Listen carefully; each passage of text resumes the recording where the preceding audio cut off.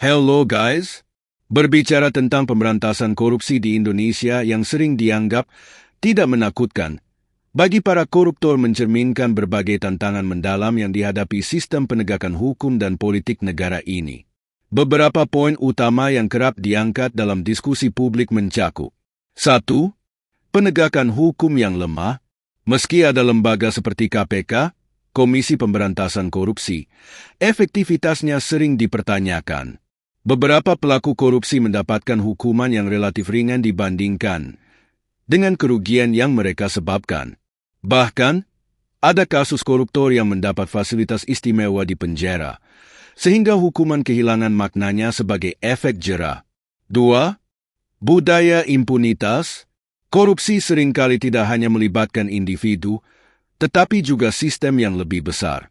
Budaya impunitas membuat banyak koruptor yakin bahwa mereka dapat menegosiasikan keadilan, baik melalui kekuasaan, koneksi politik, atau uang.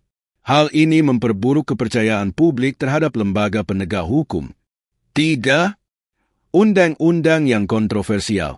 Revisi UU KPK tahun 2019 menjadi salah satu contoh nyata pelemahan lembaga anti korupsi. Dengan pembatasan kewenangan, banyak pihak menganggap bahwa KPK kini tidak lagi menjadi macan yang ditakuti, tetapi hanya kucing jinak yang terbelenggu. 4.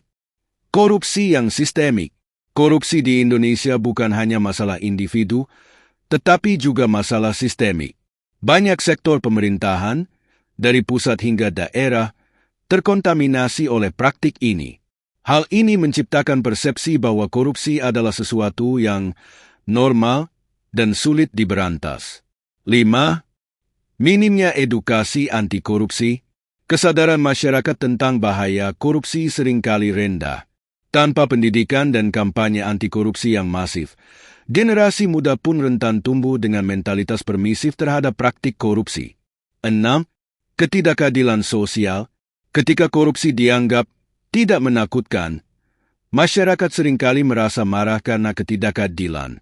Sementara rakyat kecil dihukum berat untuk kesalahan kecil, pelaku korupsi besar seringkali hidup nyaman bahkan setelah terbukti bersalah.